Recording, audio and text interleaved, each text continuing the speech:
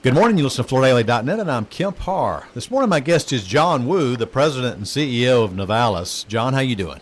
I'm doing good. How are you, Kemp? I'm good. You've broken some big news in the U.S. today. It's our lead story, the fact that you're going to start making LVT in the United States starting in the third quarter. Let's get to that in just a minute. I've actually caught you in Frankfurt, Germany, and you've been over there ever since I saw you a week and a half ago at Domatex, right? Yeah, it's been a long trip. Yeah. And then, of course, I go home tomorrow, and then Monday we'll be in Vegas again. Yeah, that's right. I'll see you next week in Vegas. So just a real quick comment about Domatex. The show was, I guess, a little bit lighter as far as the traffic this year, but the Hall 12, which is where all the LVT, rigid core, multi-layered flooring, it was all based in Hall 12. There's more traffic there than anywhere else in the show, wouldn't you say?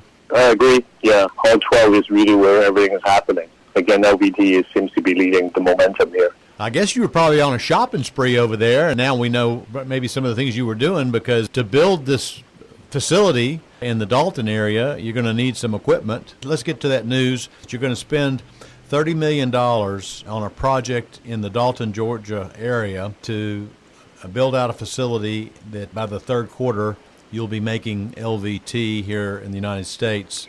Let me tell our listeners, too, Novalis goes to market many different ways. Novalis, you're an OEM supplier to many of the big brands that are out there. You also sell to the home center. You have your own brands, Nova Floor and Ava, Nova being more on the residential side and Ava on the commercial side. And it's safe to say that you're one of the top 5 suppliers of LVT in the world, aren't you? Yeah, I would say so. I mean, everybody's trying to expand capacity here and there, so those number changes. We do consider ourselves a top player and hope to continue. Actually, your history goes way back because your father, who was a medical doctor, was in Hong Kong and stopped practicing medicine and got into the peel and stick resilient flooring business a long time ago, and you and your sister have taken that business over. And you have a massive facility in Shanghai, which you've been spending money on, and I've interviewed you about that in the past. You've been invested money there on more SPC capacity, so you're in the middle of that as well right now, right? Yeah, it's been a big investment year for our family and for Navalis.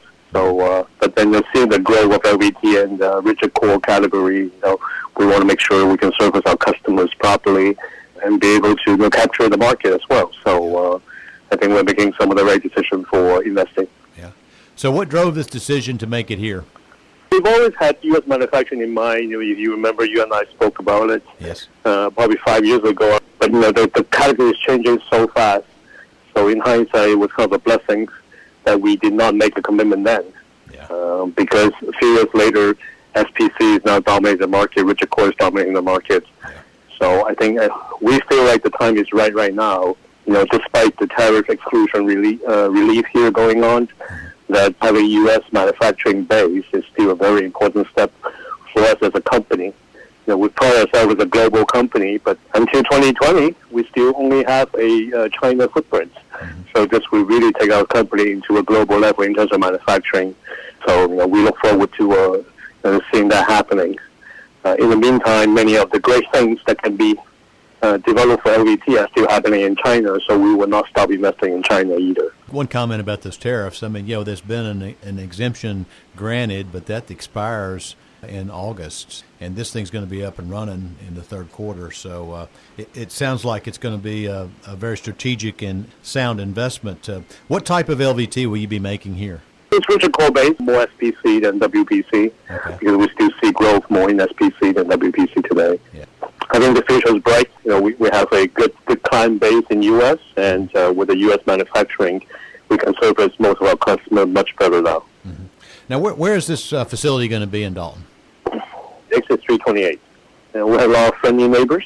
Uh-huh. It will be good actually to be part of the Dalton economy now. Yeah, exactly. So, good. Yeah. So it says in the release that you're going to have the most advanced technologies. And let me, as an aside to that, let me just say there are some companies, domestic brands, that have been building out some manufacturing capabilities in the U.S., and it's been slow to come online. Tell us about this equipment and why you think this will be successful. But we can't speak too much about it, but yeah. I think we found the right balance between technology and consistency. And I think that is probably the biggest challenge for for many original core producers. So I think we found the right balance to be able to manufacture in U.S. One of the key things is you also have to find the right balance between automations versus flexibility. Yeah. And China give you all the flexibility, while a high-end equipment from Europe typically give you very little flexibility but a lot of efficiency. So how do you balance that? So I think we found the right balance here. Okay, all right, very interesting. Yeah, I know you can't reveal your hand too soon, but it says here it says here that you're going to bring 120 new jobs to Dalton. So I'm sure that's going to be good news for us.